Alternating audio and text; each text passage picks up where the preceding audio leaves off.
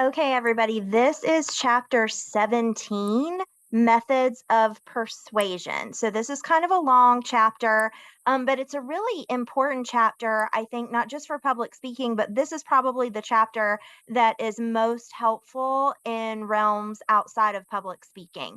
A lot of the concepts covered here are going to be seen in law school classes and philosophy classes and other kinds of areas that help with critical thinking, logic, and just being a deeper evaluator of information, especially as it pertains to argumentation.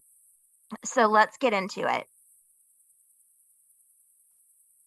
So these aren't really secrets to persuasion. They're just kind of the purpose for persuasion and also the purpose for approaching persuasion in a particular way. So, what do you need to do when you are trying to persuade somebody? Well, the first thing you need to do is build credibility. If the audience can't trust you, then you're not going to effectively persuade them.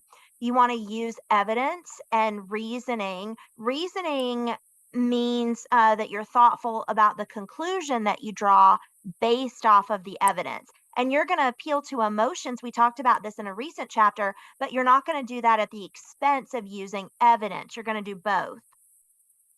So we've had this slide before. Remember that credibility is not whether a speaker is qualified or competent, unfortunately. It's whether the audience perceives that a speaker is qualified and competent, whether the audience perceives that that person has good character. And so things can get tricky there because sometimes a speaker might seem like they're trustworthy, but be hiding bad ethics. We talked about that recently. And the flip side of that is maybe a speaker is really competent, but because their delivery is stilted or awkward or not smooth, they are not going to be perceived as credible. They're not going to be perceived as competent. So, what is evidence? Evidence is any material that supports your view and it's used to prove or disprove what you're telling your audience. Reasoning, again, is when you draw a conclusion based on evidence. So, I think it was the author of Sherlock Holmes, Sir Arthur Conan Doyle, who said it is a grave error to reason in the absence of facts. And what that means is, and we see it all the time on social media and the internet as a whole, what that means essentially is that you can't really reason unless and until you've looked at the facts and looked at the evidence. Otherwise, you're jumping to a conclusion. What is argumentation? Well, argumentation is, according to the textbook, a combination of evidence and reasoning into strategic patterns designed to persuade. What that really means is that you're being thoughtful about how you use evidence, what evidence you use, and how you are leading the audience to reason into the desired conclusion that you want them to draw. If you think about it like a lawyer, the prosecution and the defense are using the same evidence, but they're hoping to lead the jury to a different conclusion. They're hoping that the prosecution is hoping that the jury reasons their way into a guilty verdict. And the defense is hoping that they use that same evidence to reason their way into a not guilty verdict. So, how they interpret that evidence has a lot to do with the way that the evidence is presented and the arguments of each side. What is a fallacy? This is on your exam. A fallacy is an error in reasoning. If you think about it like showing your work on a math test, the reason that you do that is so that if you get the wrong answer, the teacher can tell where you went wrong. Or if you get the right answer, the teacher still might be able to look and see where you kind of got lucky and that luck wouldn't hold out if you kept having to apply those same principles mathematically, sort of like how a broken clock is still going to be right twice a day. So, a fallacy is an error in reasoning or a hole in your argument. This is on your exam. Pathos or pathos is Aristotle, who was an ancient Greek philosopher. Aristotle's name for emotional appeal. And logos or logos was his name for logical appeal. And you can see how those roots, logos, logical, you can see how they've got the same root. They're similar words. So the effective speaker is going to balance logos and pathos, logic and emotion to be an effective persuader. And those two things are going to give the audience that credibility that they then in turn kind of bestow back upon the speaker. So if you think about it like this, pathos plus logos equals credibility. What is ethos? This is also on your exam. It's Aristotle's name for credibility. So again, pathos plus logos equals ethos. There are three types of credibility: initial, derived, and terminal. Initial is anything before the speech. If you know the speaker or know of the speaker, or you have a certain view of the speaker because of who they represent or anything like that, that's still initial credibility up until the point the speaker opens their mouths. So that credibility, that initial credibility can go back years and years and years, or it can go back seconds. It just depends on how you and how long you know the speaker before they speak. For instance, if Donald Trump were going to speak on our campus, Donald Trump has been a public figure my entire life, definitely your entire life. So people feel some type of way about him. They are going to have a favorable or a negative opinion about him well before they see him walk up to the podium. And they have credibility just based off of how alert he looks, how prepared he looks, whether or not it looks like he dressed for the occasion. All of those things are initial credibility, and they can go back decades and decades as they would for such a public figure like Donald Trump, or they can go back just seconds, right? And so anything that has to do with your perception of the speaker before the speaker speaks is initial credibility. Think about it like a restaurant that's been in business for decades, but you've never tried it. Everything that you've heard about that restaurant, every commercial you've ever seen, every review you've ever read, when you walk into the restaurant, when you get greeted by the hostess, when you sit down, everything before you take that first bite of food, no matter how far back it goes, is initial credibility. Derived credibility is the credibility produced during the speech. So everything from the beginning until the end is derived. So think about it with the restaurant example. You're eating the food. How is the meal? So maybe you have a really favorable opinion of the restaurant. And you're expecting it to be good, but you're eating it and it's not very good to you. And then at the very end of it, the manager comes up and apologizes, says that the normal chef is out sick, and gives you a gift certificate to come back next time and comps your meal for free. So that perception or that impression that you're left with at the end of the meal, even though you thought it was going to be good, derived, so positive initial, negative derived, but then you might have positive terminal credibility because that's the credibility that you have at the end of the experience, at the end of the speech in a public speaking setting. So you can have positive, positive, positive, negative, negative, negative, or you could have a mix. You could have positive, like I said, initial, then negative derived, but then leave with a good feeling, and that's positive terminal.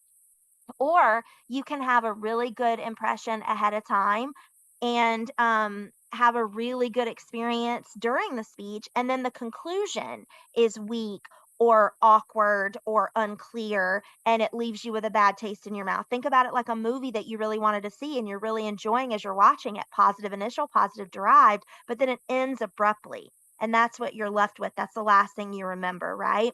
Or with the restaurant example, let's say that you don't think the restaurant is going to be very good, but you're hungry and it's close and you figure, hey, I'll try it. And you have negative initial credibility. But hey, you're surprised. Great, positive experience. So positive derived credibility during the course of the meal. And then you leave feeling really good about it. Everything goes great. So you might have negative, positive, positive. So, how do you enhance your credibility? You explain your competence. You don't give your full resume because that can seem a little off putting or arrogant. You try to do it in subtle ways. Things like, I think you should be an organ donor on my license. As you can see here, I'm an organ donor. That gives you that credibility and explains that you have experience with it. Try to establish common ground. We talked about this in a previous chapter. Try to find similarities and lean into those similarities and always speak expressively and with conviction because your enthusiasm for your topic will be contagious. And if you seem approachable and conversational, you're going to be easier to trust and easier to listen to. You're going to have more credibility. We already saw this slide. We already saw this slide. So, tips for evidence. You're going to make sure that your evidence is specific. It's not, well, everybody says. Well, if everybody says it, then it should be easy for you to find a source to cite. You're going to use novel evidence, which means new evidence that we're not necessarily expecting. Make sure it's credible. In chapter 8, we talk about the requirements for a source citation. If you can't find that material to cite, if you can't find those four requirements, for the source citation, then that's a good indicator that you've picked a source that is not credible. So make sure that it's credible evidence, especially when it's online, because anybody can put anything on the internet. Make clear the point of the evidence. How does it relate back to your overarching goal and your specific purpose to persuade us of whatever you're trying to persuade us of? We already saw the slide. There are four types of reasoning, and these are on your exam. We've got reasoning from specific instances, principle, causal, not casual, different word, and analogical. So let's get into each of those. When we're reasoning from specific instances, we're moving from a particular fact to a general conclusion. So if we think about it like a piece of pizza, we'd be starting at the pointed end, not the crust end. Something very specific. We're starting at the laser and then we're broadening the beam until it becomes a flashlight. So there's going to be more included in it. It's going to get wider, like towards the pizza crust, for example. So here's an example of someone who reasoned from a specific instance to draw a general conclusion. My PE course was easy last term, or my PE course last term was easy. My roommate's PE course was easy. My brother's PE course was easy. Therefore, PE courses are easy. So you can see how you start with one, my. Then you have two, my and my roommates. Then you have three, my roommates, my brothers. So see how it's going wider, wider, wider. It's including more people in the sample. And then they draw the conclusion. But this is not the best example to use in terms of putting it in a speech because it's a very, very small sample size. And we don't have enough information about the people in the sample. We don't know if they all had the same PE teacher. We don't know if they're athletes and had an easier time in a physical education class because of that. We don't know if the teacher is easy. We just don't have enough information. It's a small sample size, and that would open them up to potentially committing a fallacy. But it does show how the brain will reason from a specific instance to a general conclusion. We would just want to have a larger sample size so that we avoid the fallacy of hasty generalization, which is when we jump to conclusions. We're going to learn 10 fallacies in this chapter, and that's the first one, hasty generalization, which means jumping to conclusions. And we want to avoid that by qualifying our argument when necessary. If we bring it up, we got to back it up. And the way that we back it up is reinforcing the argument with statistics and testimony that we cite in our oral citations, which are covered in chapter 8. When we reason from principle, think about it like we are taking a flashlight and then turning it into a laser, or we're eating the pizza crust first. We're moving from a general principle to a specific conclusion. Like if I have, if I am operating from a principle of all PE courses are easy, then I can reason my way down that my PE course should be easy, but I start with all and go to my.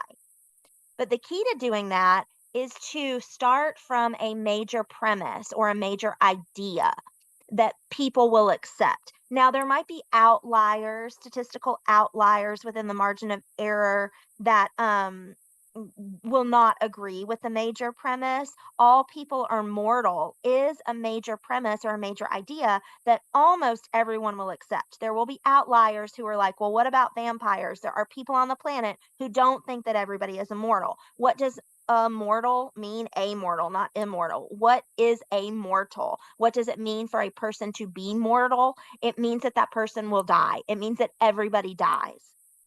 And so most people are going, we're not going to concern ourselves with the little outliers. Most people are going to agree with that major premise. And then I'm going to offer a minor premise that fits kind of underneath that umbrella of the major premise. So Socrates was a person. And if you don't know who Socrates was, I'm going to give you some evidence. I'm going to quote some of his writing. I'm going to show a statue of him or a bust of his face. And then because I have convinced you to accept the minor premise or the smaller idea that Socrates was a person, and you already accept that all people are mortal, then you can reason your way into the conclusion that Socrates must have been mortal as well, which means he must have died if he lived a long time ago. So you use a major premise that listeners will accept and you provide evidence for the minor premise. Sometimes when people are arguing, you'll hear this a lot in political arguments. If you watch Senate hearings and things, you'll hear people say, I reject your premise, which is another way of saying, I reject the foundation you built this house on. I reject this idea that you've built your entire argument on. I don't accept your major premise.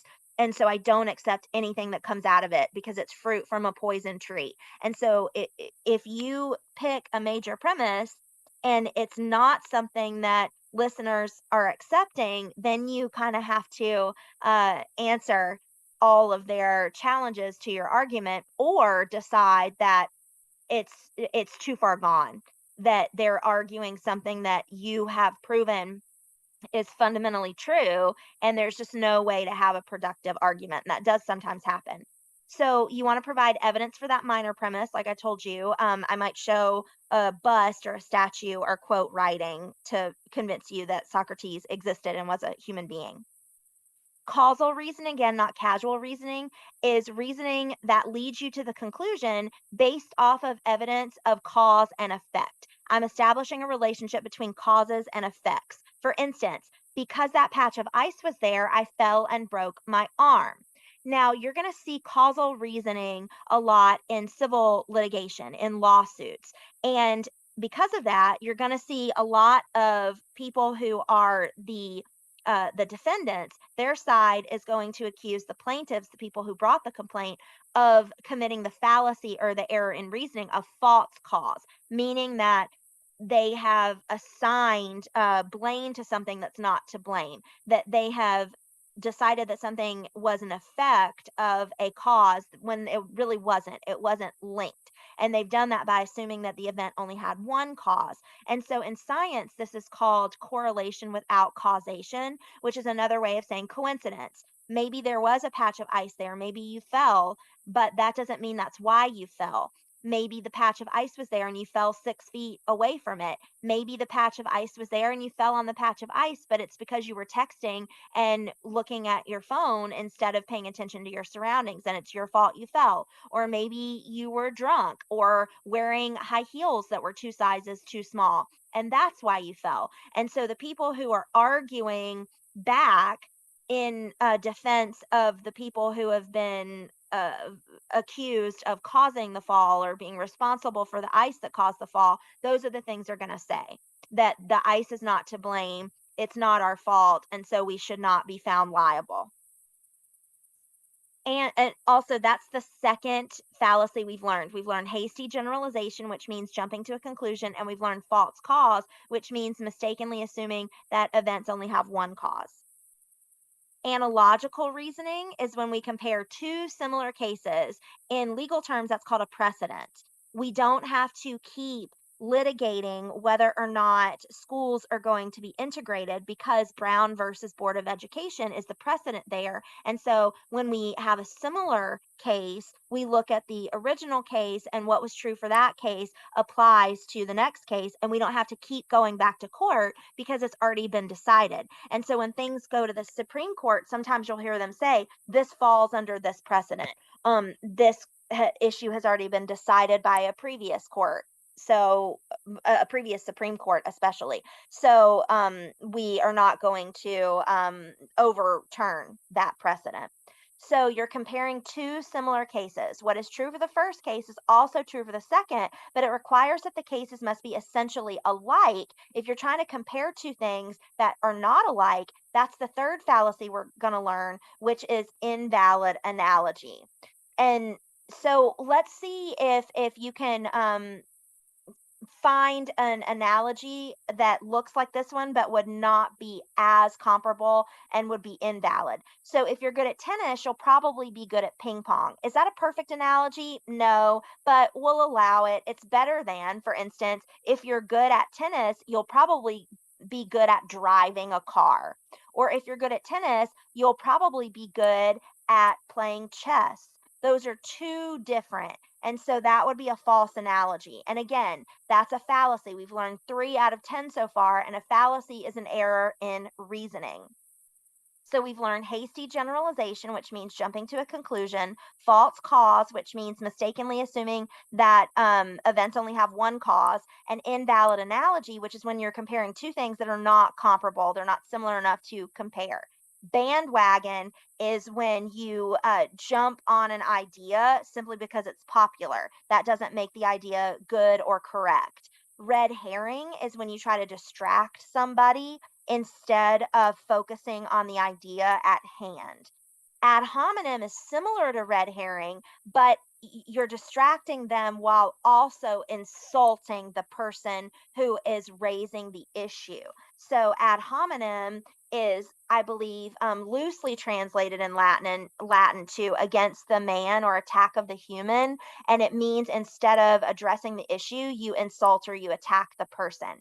Either or means that you are falsely presenting two alternatives as though those are the only two choices that exist when there are more. So you're either for us or against us. You either support us or you support this. And a lot of times there's a middle ground or another option. And we're going to go through each of these more carefully in just a second. Slippery slope is a fallacy that people fall into when they mistakenly believe that because one thing is going to happen, then other things will happen after it that cannot be avoided. Now, sometimes people have concerns. Well, what about this policy change? If this policy change happens, how do we avoid this problem from arising? And that is addressing the concept of practicality, which we talked about in chapter 16. When you propose a policy change, you need to address the need for it, the plan for it, how's it going to work, and the practicality of it. Will it create new and worse problems? Will it solve the problem that you are raising? And will it do that without creating new and worse problems? And how do you plan to avoid new and worse problems, right? Think about it like taking a beam out of a house, and slippery slope would be like, if you take that beam out of the house, even if it's not a support beam, it's going to make the whole house fall down, and there's nothing you can do to stop it. That slippery slope, the inevitability idea is what makes that slippery slope. But that doesn't mean that we don't entertain questions when people raise them about the practicality. Slippery slope is like the idea of practicality, but on steroids. So if somebody were to say, we're going to take this beam out of your house, and you said, is that a supporting beam? Will it hurt my construction? Will my house fall down? Those are legitimate questions that the contractor should have an answer for. The contractor doesn't say, oh, that's slippery slope, that's a fallacy, and completely dismiss your concerns. So you have to balance the concept of practicality against the idea that going too far with it and addressing it as though the new and worse problems are inevitable and cannot be prevented, that's what makes it slippery slope. So appeal to tradition is when you argue that something is better simply because it's older, or it's always been the case. And so maybe something is better and it's older and it's always been the case, but that's not the reason it's better. Similarly, appeal to novelty is something is better just because it's new. Well, if that were the case, then the phrase would not be new and improved because new would imply that it's improved. But how many times do we see, oh, this is the latest, greatest medicine, make sure you take it for whatever the ailment is that you have, and then 6 months later, there's a class action lawsuit because it causes all kinds of terrible side effects. So just because something is new doesn't mean that it's better. Now, something could be better and new, but it's not better sheerly because it's new. So let's review. Hasty generalization means jumping to a conclusion based on insufficient evidence. Here's an example. Throughout American history, military leaders have always is a clue here that we're jumping to conclusions, made excellent presidents. Look at the examples of George Washington, Andrew Jackson, and Dwight Eisenhower. That's a very small sample size. We don't have a lot of information. We also don't know what the speaker uh, or defines as excellent, what constitutes excellence here. We just have insufficient information and a very small sample size to draw that sweeping conclusion that military leaders have always made excellent presidents. So this is a hasty generalization. False cause is mistakenly assuming that because one event follows another, the first event causes the second. When a team from the NFC wins the Super Bowl, economic growth during the next year is stronger than when a team from the AFC wins the Super Bowl. Therefore, if we want economic growth, we should root for a team from the NFC to win this year's Super Bowl. As you can tell from this wording, we're probably dealing with a coincidence here. But this is the same kind of thinking that is responsible for most, if not all, superstitions. So my team won and I was wearing these socks. So I'm going to wear these socks until my team loses and then I'll wash them. Or my team won because I have my lucky penny in my pocket. Or my team won because I didn't shave my face in November. All of these things are false cause. Most superstitions are rooted in that false cause fallacy. Your team won and you had on those socks, but that doesn't mean your team won because you had on those socks. Invalid analogy is when you compare two cases that are not essentially alike. For instance, employees are like nails. Just as nails must be hit on the head to get them to work, so must employees. That's horrific, and I hope I don't have to explain to you why nails and employees are not comparable. Bandwagon, because something is popular, it is good or correct. We see this a lot when a sports team is winning and everybody jumps on the bandwagon to root for them even though they've never cared about them before. They just want to, be part of it. So that's a pretty benign example of bandwagon, but the idea of bandwagoning can be much more dangerous when it's higher stakes. The governor must be correct in his approach to social policy. After all, the polls show that 60% of the people support him. Well, we don't know if 60% of the people are jerks. We don't know. So just because an idea is popular doesn't make it correct. A lot of very dangerous leaders have been supported by a lot of people. So just because an idea is popular doesn't mean that it's correct. Again, red herring is an irrelevant issue diverting attention from the actual subject. It's another way to say you're distracting. It's the look over there fallacy. So, how dare my opponents accuse me of political corruption at a time when we are working to improve the quality of life for all people in the United States? You're trying to get me to address my corruption, but I'm trying to get you not to pay attention to that. I'm trying to point your attention to how hard I'm working to improve the quality of life. Like, I'm doing a really good job. Don't worry about the fact that I'm corrupt, right? It's the look over there. We see this a lot when people are caught doing something and they don't want to address it, so they try to pivot. A lot of times when I catch students for plagiarizing and I try to talk to them about it and I say, let's talk about your paper. I have reason to believe you plagiarized, and I present all the evidence, and then the student is like, well, I am working really hard at my sport. Okay, let's talk about your plagiarism, right? So that's a red herring. That's a distraction. Ad hominem is when the person tries to provide that distraction by insulting the person. So if I were to say, hey, let's talk about your paper, I have reason to believe that you plagiarized, here's my evidence. And then the person is like, well, you're a terrible teacher and I hate your guts. That would be ad hominem, right? They don't want to talk about the issue at hand, so they attack the messenger usually. The head of the Commerce Commission has a number of interesting economic proposals, but let's not forget that she comes from a very wealthy family. And so, in this instance, wealthy is an insult, it's a pejorative. The person is saying you can't trust this person to know about the economy and economic proposals because they've never had to worry about that because they're rich. So, it doesn't matter that they're good at their job because here's an insult, right? So it's when you attack the person who's at the root of the issue or even the person messaging about the issue instead of addressing the actual issue. Either or is when you force a choice between two alternatives when more than two exist. The government must either raise taxes or eliminate services for the poor. There are other ways the government could get money.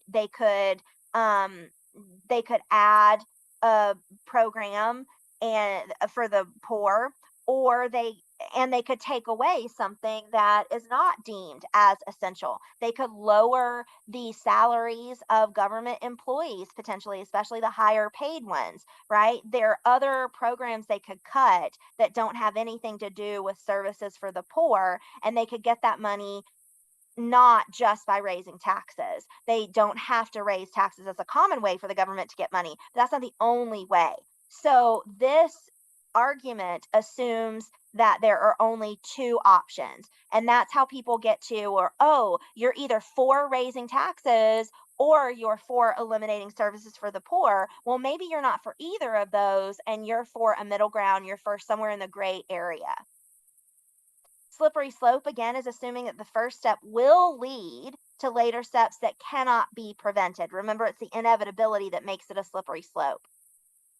Now that the TSA is allowed to use full body scanners and invasive pat downs before letting us through security, it's only a matter of time before they strip search every man, woman, and child who wants to fly on a plane. So every is a clue there that it's a slippery slope. And it's only a matter of time. The suggestion here, the implication is that there's no way to prevent it. If we allow this foot in the door, then it's all she wrote, right? We're not going to be able to keep them from strip searching everybody. When in reality, is it a legitimate concern to say what's going to keep them from having the right to strip search everybody? That's a legitimate concern that should be answered, but assuming that there's no answer to it is what makes it a slippery slope. Appeal to tradition is assuming that something old is automatically better than new. I don't see any reason to abolish the Electoral College. It has been around since the adoption of the US Constitution in 1787, and we should keep it as long as the United States continues to exist. Well, maybe we should keep it, but the reason is not because we've always had it.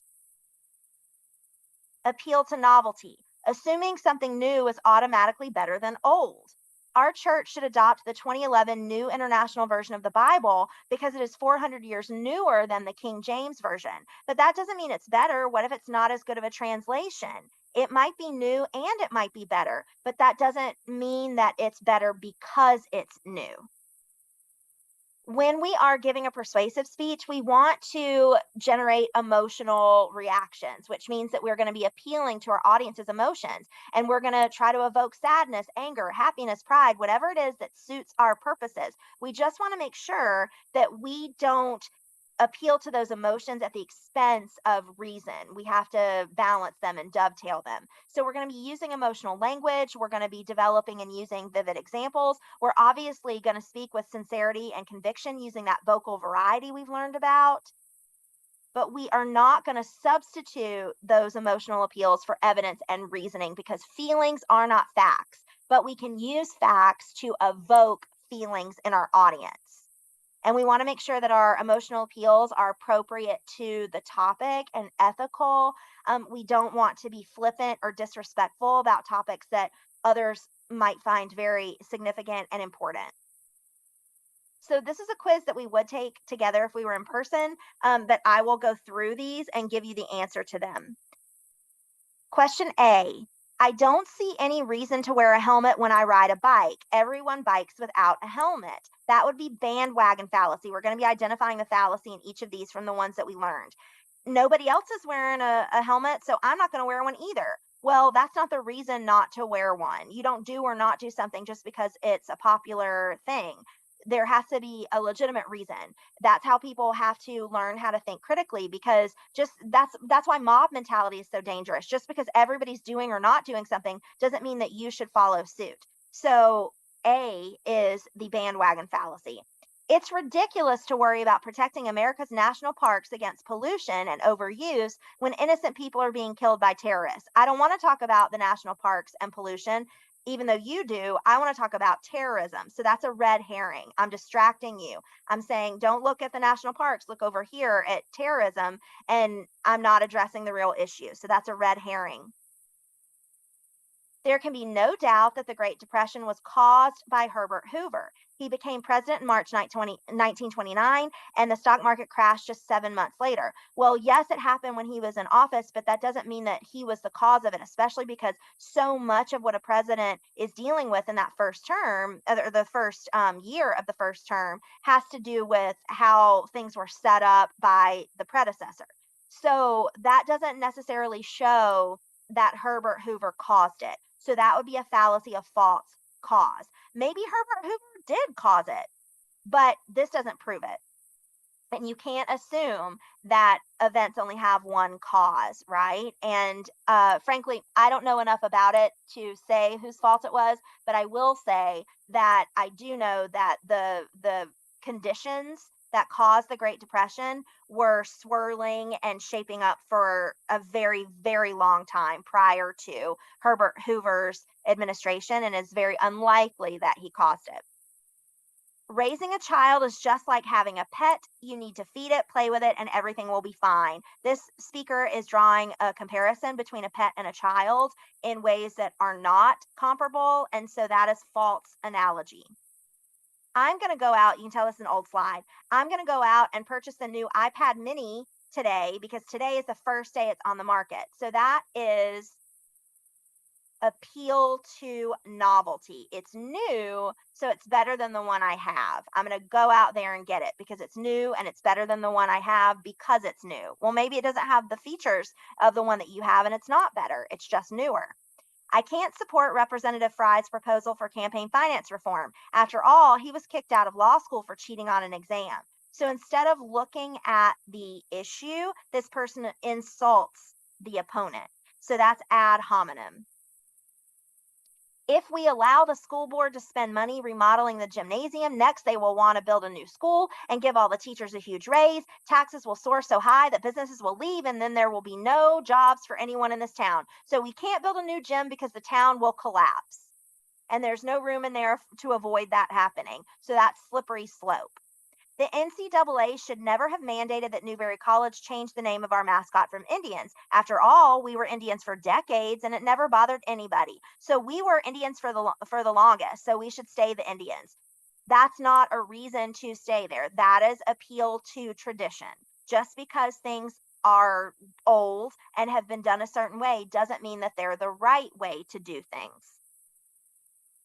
Doesn't necessarily mean they're the wrong way either, because that's appeal to novelty. So you have to find a deeper reason that the thing that you're arguing against or arguing for is the way to go, or not.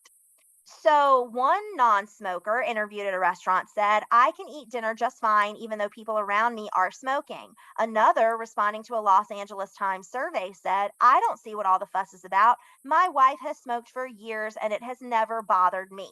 We can see then that secondhand smoke does not cause a problem for most non-smokers. So 2 people in a sample size is a big leap to the word most. So that's a very small sample size. We don't have enough information. We don't have enough. It's okay to say, I don't have an opinion on that yet because I'm not informed about it enough. It's okay to say that. This person drew a conclusion with insufficient evidence and jumped to that conclusion consequently, and that is hasty generalization. So those are the fallacies. They will be on your exam in multiple choice and true or false questions. So make sure that you are familiar with them. And that concludes chapter 17, which is our last chapter of the textbook that we're covering. Thank you so much.